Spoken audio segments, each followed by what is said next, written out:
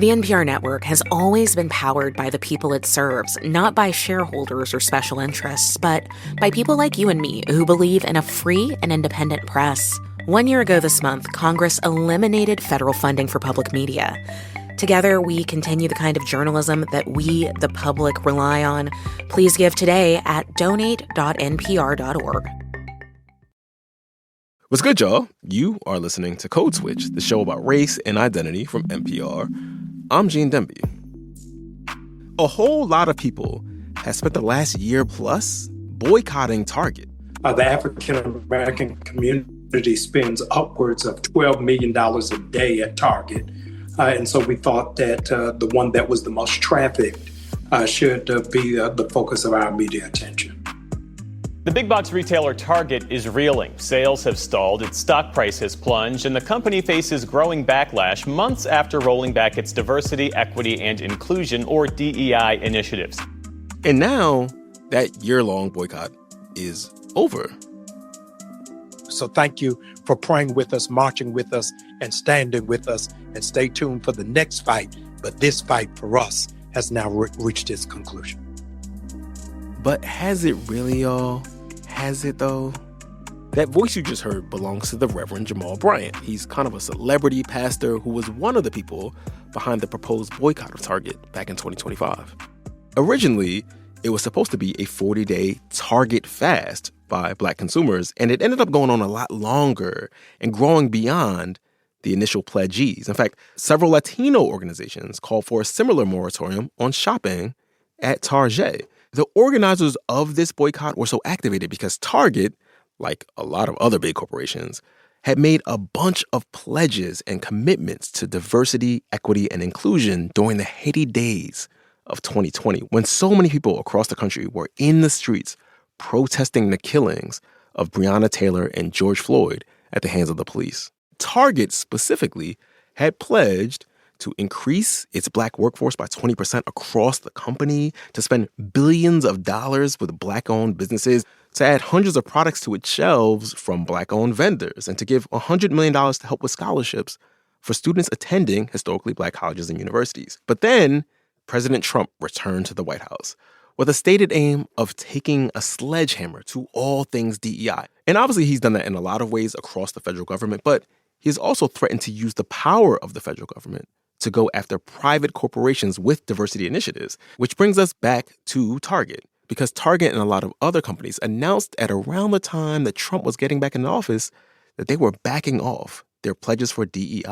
Now, Target never said explicitly that they were doing this because of Trump. The company said it was, quote, staying in step with the evolving external landscape, end quote. But come on, y'all, it wasn't hard for people to connect the dots.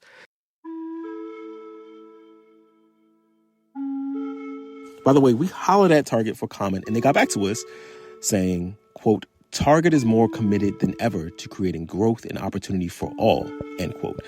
They listed some of the ways they say they're doing that, from investing 5% of their pre-tax dollars into local charities to awarding $10 million to HBCU students since 2021, so that's about $2 million a year. You can find out the rest of their commitments online at their site. But to zoom out, clearly, this whole situation had become much bigger than Target, because people were starting to think more deeply and more critically about corporate DEI as a concept.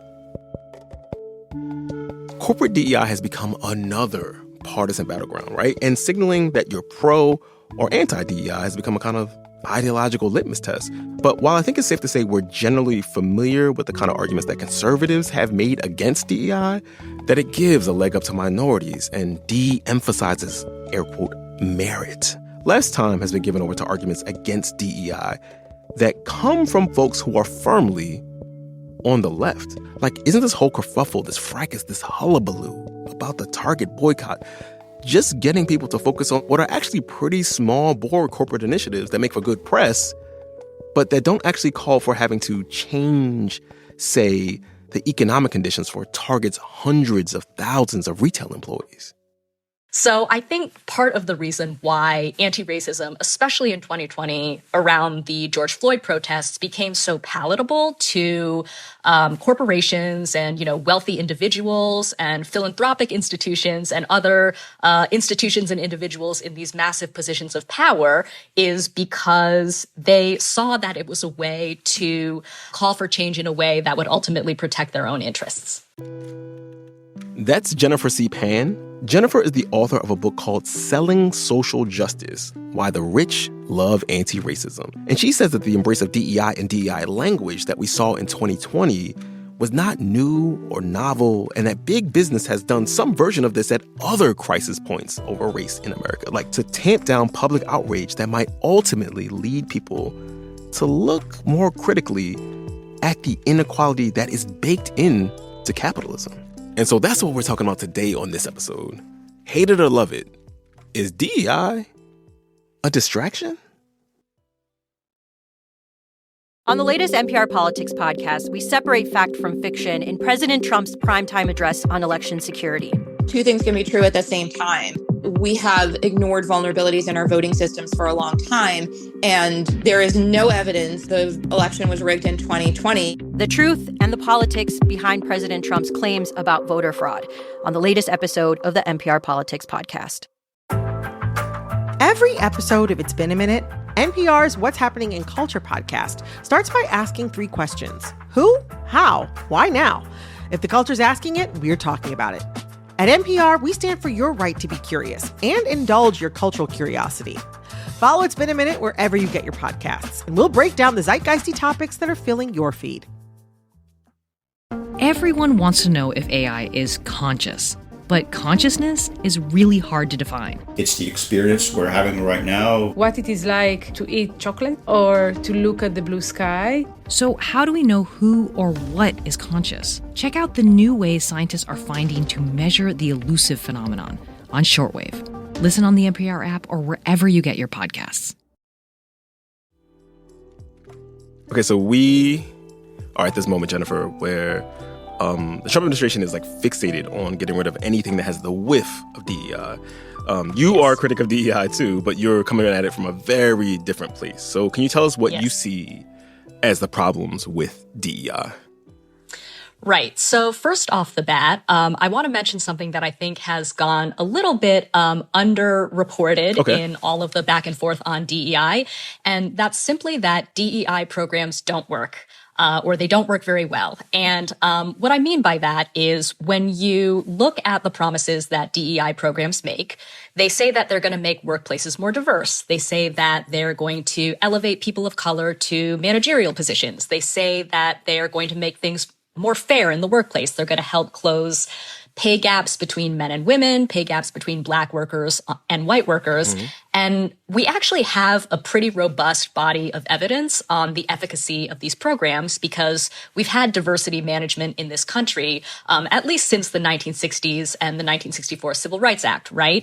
So we've had a long time to figure out whether DEI works. And it turns out that the most popular DEI programs actually don't really do what they say they're going to do that well. They don't reduce bias. I think, over the last year or so, we've heard a lot about anti-bias trainings and mandatory anti-racism trainings and workplaces rolling out these initiatives. Well, it turns out that these programs don't really reduce workers' biases, and in many cases, they actually make them worse. And then finally, DEI programs don't really seem to be making workplaces more diverse. So I think it's important to kind of state right off that a lot of these programs fail on their own terms. And that, I think, is sort of the number one issue that I think has to be addressed when we're talking about DEI. And then kind of piggybacking off of that, I would say that for me, another criticism of DEI that I have is that DEI initiatives in the workplace, especially in the private sector, are often presented as things that are good for workers, right? This idea that these are programs or these are policies that we have in place to make things fair and better for everybody. Well, that sounds good in practice, but what you see in the private sector is that DEI is fundamentally a tool of management. So DEI is part of human resources, right, which is an extension of management. Mm-hmm. So at the end of the day, although I think there are probably many, if not most, individual DEI officers who really do care about making workplaces better and do care about all of those things, the DEI office as a kind of institution within a workplace is there to protect the company. Right. That's the sort of the HR argument, right? It's like the HR department is not there to help you, the worker. It's there to protect the company from liability, from getting into trouble. Can you imagine a context in which the DEI programs, like workplace trainings, like anti-bias trainings, where they might work? Well, it's interesting because, again, since we have this large body of evidence, we do have some evidence on the programs that do work. Okay. And ironically, a lot of them are programs that we wouldn't necessarily think of DEI, right? Or they're programs that sound race neutral, or they are programs that don't sound like they're specifically for one group of people as opposed to another group of people. And I'm talking about things like formal mentorship opportunities or work-life balance policies or, thoughtful recruitment programs where companies are just being mindful about the places where they're posting jobs, right? Or the types of candidates that they are trying to reach out to. And these are things that I think we don't necessarily automatically think of as DEI, but it turns out they're really good at making workplaces better for everyone, but especially for women and people of color. And they're also really good at making workplaces more diverse. And I think that's the part that might be surprising to people, that, you can have these race-neutral workplace policies that don't necessarily sound like they're intended for diversity, but end up actually increasing diversity nevertheless. And then I feel, I do have to mention that when we look at all of the things that DEI promises to do, such as close pay gaps and increase diversity and reduce workers' biases, the one thing that has a really good track record of doing that in the workplace is actually unions. And that, again, I think is something that, doesn't necessarily come to mind when we think of diversity and DEI. But when you compare the record of unions and collective bargaining to the track record of corporate DEI programs, unions come out on top on all of those questions. Yeah, you see a lot of studies that show that, just belonging to a multiracial labor union reduces racial bias among, people who hold racial biases in other groups. They start to see themselves as workers, fellow workers, right? You might be black, I might be white, but we're in the management is our problem. Exactly. And it's kind of deceptively simple.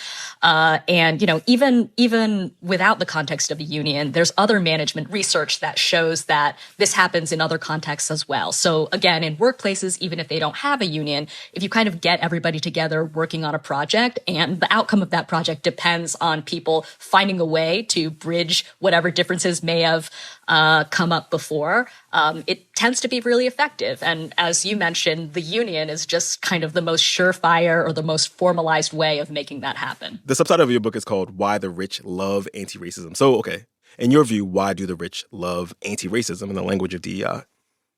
Right. So it's a pretty big question, of course. But I think what I would say is ultimately, the rich love anti-racism because it does not threaten their money or their power. And I'll break that down a little bit. Okay. So we could start with the definition of anti-racism. And I think the definition that is kind of most simple is anti-racism is really just about eliminating racial disparities that exist in society at every level, right? I think that's the definition that the Professor Ibram Kendi has used. And I know, that's a very kind of straightforward way of thinking about the problem.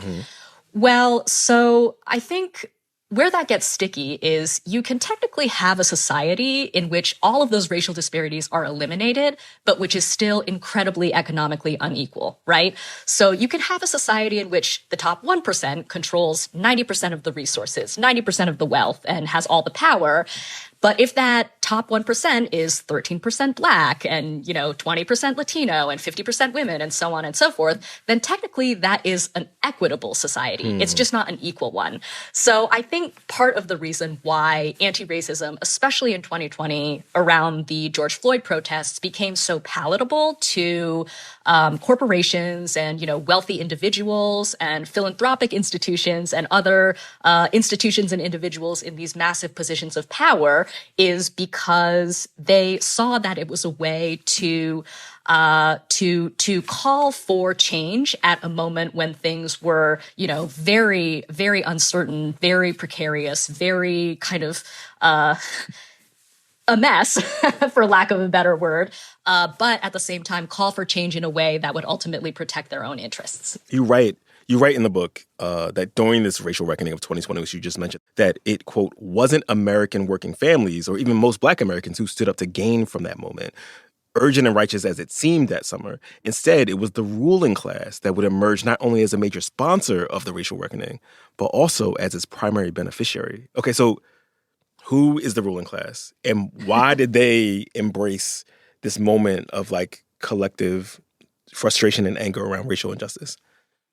Right. So the ruling class is the top 1%, right? The richest people in society, the top of the income distribution, but also these major institutions such as corporate America, philanthropic institutions, the people who hold the levers of power and have all the money in society, basically.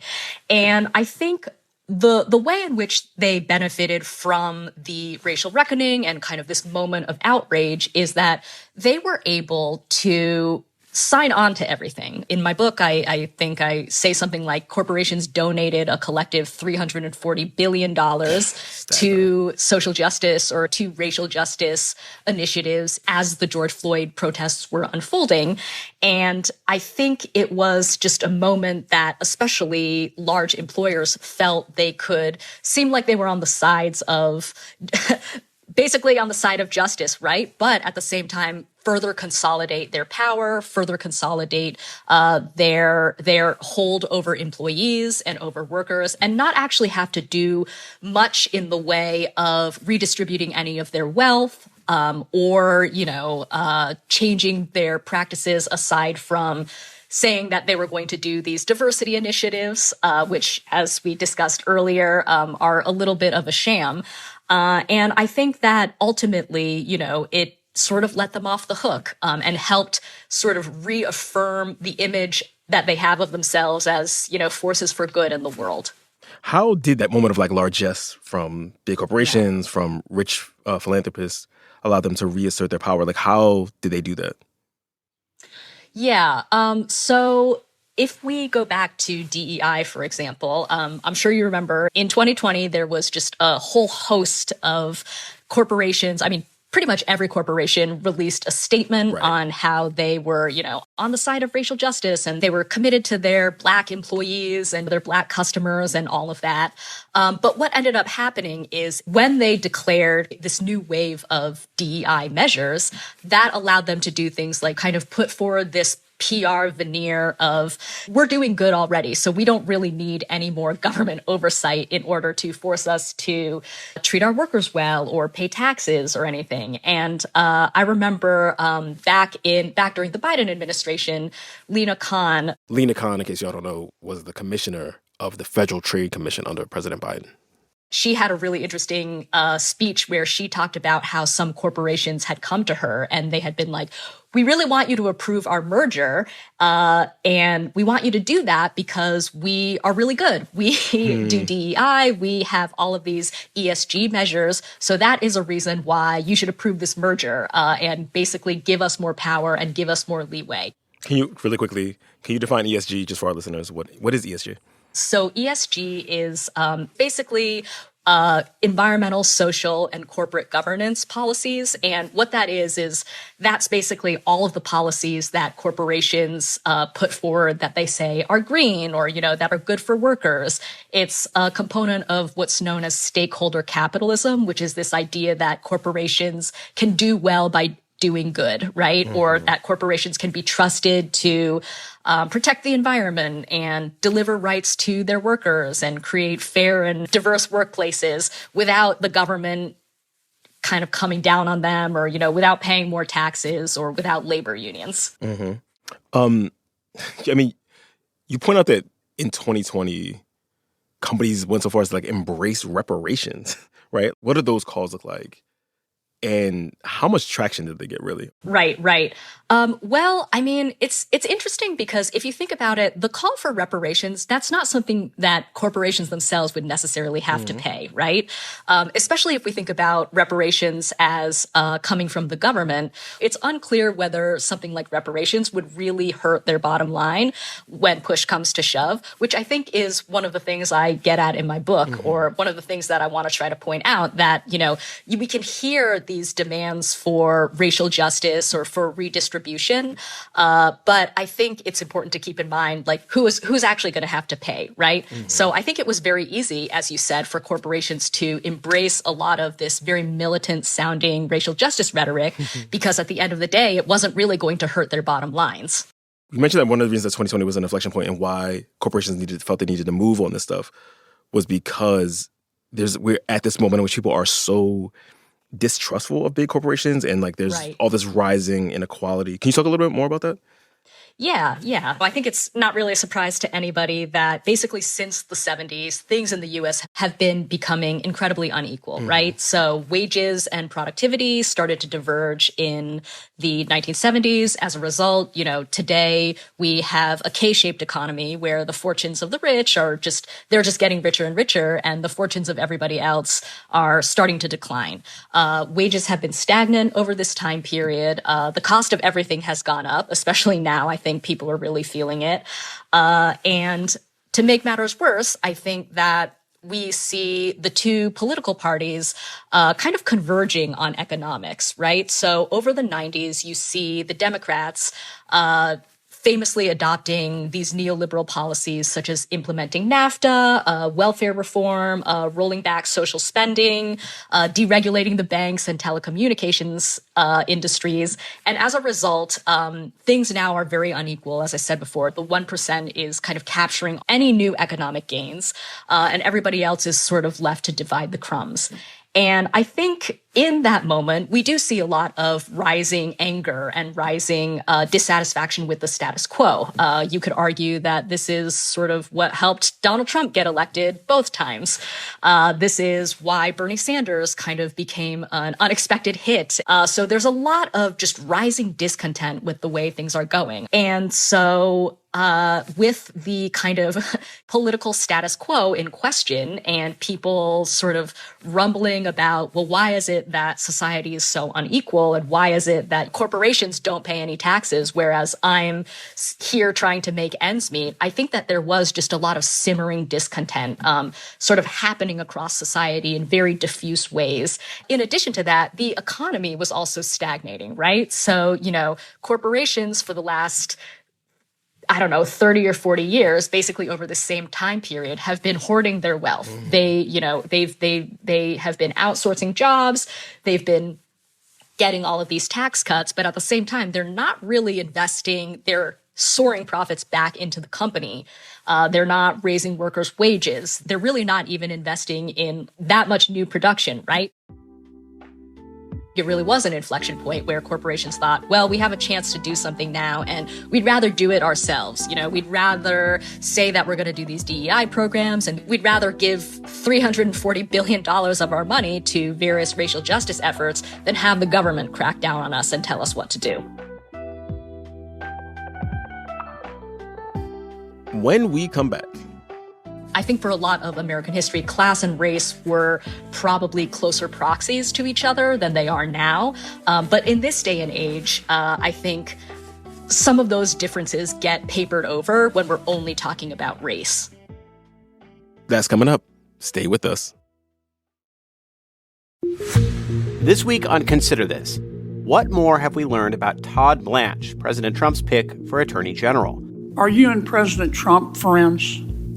I'm his lawyer, was his lawyer, and now I'm the Deputy Attorney General. We unpack that slip of the tongue and other takeaways from Blanche's Senate hearing on Consider This. You can listen on the NPR app or wherever you get your podcasts. This season on Planet Money Summer School, we go to China, one of the world's biggest economies. And what we learned is Americans are crazy. Chinese are crazy. These are two countries full of these crazy hustlers. The U.S. and China are more alike than you might think. On Planet Money Summer School, a strange lesson about success, how to handle the downsides of progress. Listen on the NPR app or wherever you get your podcasts. Gene, just Gene this week, Code Switch. We are talking to Jennifer C. Pan, who's the author of the book Selling Social Justice, Why the Rich Love Antiracism. There are a lot of provocative arguments in your book, but you argue that the kind of race-first ethos of DEI stuff, like, or maybe race-only, depending on how you want to look at it, means we are ironically missing how inequality is actually shaping how people live, right? So can you talk about what that means in regards to how we are thinking about class or not thinking about class? Right. I'll give an example. Sure. So, for example, I think everybody's very familiar with the statistic that Black people are more likely to be shot by the police or more likely to be incarcerated by white people. And I think, when we're just looking at race, that, of course, is true. But when you start to bring class into the picture, then that complicates things a little bit. So when you look at, for example, a Black college grad and a white college grad, yes, the Black college grad is more likely to be shot by the police or more likely to be incarcerated than the white college graduate. However, when you start to take class into the equation, a white non-college graduate is 15 times more likely than a Black college graduate to be incarcerated or to be shot by the police. So that's one way, I think, in which, class matters a lot, right? And I think for a lot of American history, class and race were probably closer proxies to each other than they are now. But in this day and age, I think some of those differences get papered over when we're only talking about race. Right. I mean, so part of the sort of one of the critiques that you hear about DEI a lot is that it is DEI initiatives and corporations that they necessarily affect Black professionals, right? These are things that have like the most consequence for Black upwardly mobile or these college-educated people in professional workplaces, and then has way less consequence for, say, like Black wage workers and people who are working class. Exactly. Yeah, I mean, we can look at. I know that Target has recently come under quite a lot of heat for, their DEI programs, or should I say rolling back some of their DEI programs. But if you look at the policies that, they rolled out during the racial reckoning, for example, one of the big policies was that they wanted to give $2 billion to Black-owned businesses. They wanted to, find a way to fund Black businesses through their various supplier programs and community initiatives and all of that. Another thing they wanted to do was they had pledged to put, I think, 500 new Black-owned brands on their shelves. And we can look at these things and think, well, okay, that sounds good, but does that really matter to the vast majority of Black people in the U.S. who work for a living, right? Or even the majority of Black workers at Target? And I don't think that's clear. Yeah, that's actually, you anticipated my question, Jennifer, because I was literally about to talk about the Target boycott. Because one of the things that happens, one of the things that your book helped sort of like bring into focus for me was that, the boycott of Target over the last year or plus started because the company rolled back those very DEI initiatives that you were talking about, the ones they made back in 2020. Right. Yeah, I mean, exactly. And I think, it tends to take up a lot of media oxygen, I think. There's constant reports on, is the Target DEI boycott working? Is it over yet? Some people say yes, some people say no. And I think ultimately, if you ask me, that's why Trump and his allies really like going after DEI so much, because it is kind of this like sensational media grabbing spectacle that allows people like corporations or allows people like Trump to kind of steer away from material issues, like you said, living wage or, unions or healthcare. I mean, it was such a heady time because you had people like Mitch McConnell, right? And billionaire business leaders like the head of JP Morgan Chase talking about the need to take seriously the suffering of Black folks. Like close to home here at Code Switch, that when we put a lot of new eyeballs, a lot of new ears on the stuff we do, which we understood at the time was like plainly unsustainable. But as you argue in the book, like these moments of racial reckoning in which like political elites and businesses have to respond, like they happen fairly often in American history. It's like, can you tell us, can you give some examples of when moments like 2020 have happened before? Right. Yeah. Yeah. So one example I discuss in my book is in 1948, actually, which is, maybe a little bit before some people would think of as like the high era of the civil rights movement. The Democratic Party and the Republican Party at the time, there was a very contentious election, and they were kind of competing for Black voters. And basically, the Democratic Party in 1948 was like, well, we're going to become the party of racial justice now. They didn't use those terms at the time, but, they said we should adopt a program of racial equality. We should convey to Black voters that we're very serious about their civil rights, and we're going to make it quite clear that we want Black voters in our party. And the reason for this is because this was on the heels of World War II. And I think a lot of Americans had seen what was happening in Europe with Nazism. And I think there was a moment where lots of people were thinking, well, here in the US, we have a system of racial apartheid as well. The lynchings continue to happen. There's Jim Crow in the South. And that doesn't make us feel that good when we think about this war that we just fought against the Nazis, who are the ultimate evil and have this horrific system of racial categorization.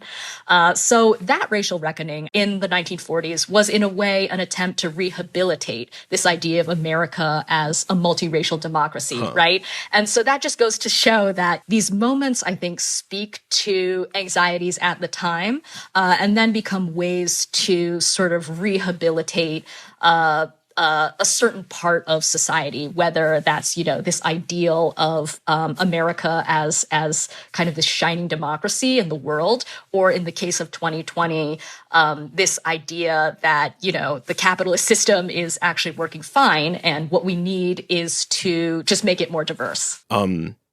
So I'm curious about what, if anything, you would change if your book were coming out today, this year, like a year and 4 months into the second Trump administration. There's been this sort of wholesale assault on DEI. You've seen this sort of retrenchment and this sort of retreat by corporations from their DEI pledges. I'm wondering what observations you've made since your book dropped last year, like what has changed and how the landscape has changed in your opinion. Yeah. Well, something I've noticed is, of course, we've been hearing a lot about certain corporations rolling back their DEI programs. And of course, the Trump administration has been, I think, especially aggressive about targeting DEI and making it clear that they're going to go after companies that they think are practicing DEI. But if you actually go and look at the numbers, DEI isn't dead. So for every company like Target that has announced some sort of scaling back of their DEI, or for every company that seems to have capitulated to Trump on that question, there's another company that has doubled down on DEI or has said, we're going to continue to do this. Apple, Costco, I think even Goldman Sachs have all reconfirmed their commitment to DEI. On top of that, I'll add that a lot of major shareholders, other big financial institutions like Vanguard, which control these companies, they have also recommitted to DEI. And as these fights have been going on, I've been, continuing to watch them and continuing to kind of keep an eye on what companies are doing in terms of DEI policies. And it sort of seems like the number one way that companies are responding to DEI is just by changing language. So a lot of them aren't really rolling back their DEI programs. What they're doing is they're calling it something new. And this really shouldn't surprise us because, as I mentioned before, DEI, or what we call diversity management, has been around basically since the 60s and has gone through a lot of rebranding and name changes throughout that period. I'll also add that in the 80s under Ronald Reagan, or should I say Ronald Reagan was notoriously hostile to affirmative action. He didn't want companies to practice any kind of affirmative action. He hollowed out the EEOC and in fact appointed arch conservative Clarence Thomas to preside over that agency. But during this time, you would think that corporations would kind of throw up their hands the way some of them seem to be doing under Trump and say, okay, fine, we'll get rid of all these programs. That's not what happened at all. I think there's some statistic like 9 out of 10 companies during the Reagan era not only kept their diversity programs, but also increased them. So that's all to say that, once again, the corporate sector isn't always in lockstep with what the administration is doing. And I think that DEI is just going through another evolution. There's this very sort of fascinating thing you're pointing out, which is like that people have been trying to kill whatever the sort of contemporary version of DEI has been for decades now, right? Like whenever there's been hostile administrations towards racial justice and civil rights, and corporations have managed to sort of rebrand their departments or the people in their companies who focus on those things. At the same time, you're saying that like that sort of persistence of these programs belies the fact that they do not work, right? Like, right? Which exactly. is so fascinating. Yeah. Exactly. Yeah. Exactly. Yeah. I want to underscore that because why? If companies just basically have an excuse now to get rid of all of their DEI programs, as they did under Reagan, as it now seems like they do under Trump, why are so many of them still holding on to them, right? And I think that, like you said, that raises the question, like it must benefit them in some way. And the benefit you said is mostly sort of reputational. And obviously, like a lot of people who work at these companies believe in that, like believe in the mission of DEI, right? Believe in the sort of, that there's like a social responsibility that companies have to, whoever their consumers are, whoever their employees are, right? And so it's not like, it's not just cynicism, right? I don't think it's just cynicism, for sure. Like I said before, I think especially with individual DEI officers or people who work in these fields, I think there are a lot of good intentions there. I think individual, employees and individual actors and even CEOs and, managers probably do want to make things better for their workers. But at the end of the day, I think the fundamental problem with sort of leaving social justice to the corporations is that they are beholden to their bottom line, right? So when the rubber meets the road, I don't think they can be counted on necessarily to do the right thing. And I think, with DEI, with ESG, with any of these other programs that we've been talking about, it behooves them to make an effort to do these things rather than forced to, like I said before, raise their wages or pay taxes or, give up their power or money in some substantive way. And that is our show. But just a reminder, y'all, that signing up for Code Switch Plus is a great way to support our show and to support public media. You might have heard we could really, really use it right now. And you get to listen to episodes of our show and a bunch of other NPR faves sponsor-free. So please go find out more at plus.npr.org/codeswitch. This episode you're listening to was produced by Xavier Lopez. It was edited by Leah Donnella, and our engineer was Jimmy Keeley. And I would be remiss if I did not shout out the rest of the Code Switch Massive, who are, of course, Christina Kala, Jess Kung, Daya Mortada, B.A. Parker, and Yolanda Sangweni. As for me, I'm Gene Demby. Be easy, yo. Each story you hear on Planet Money starts with a question. What happens if we refund tariffs? Why are groceries so expensive? At NPR, we stand for your right to be curious, because the forces shaping our world can be hard to see. Follow NPR's Planet Money wherever you get your podcasts and start seeing how the economy really works. This week on Newsmakers, Hunter Biden. I was 7 years sober, and somebody asked me if I wanted a drink.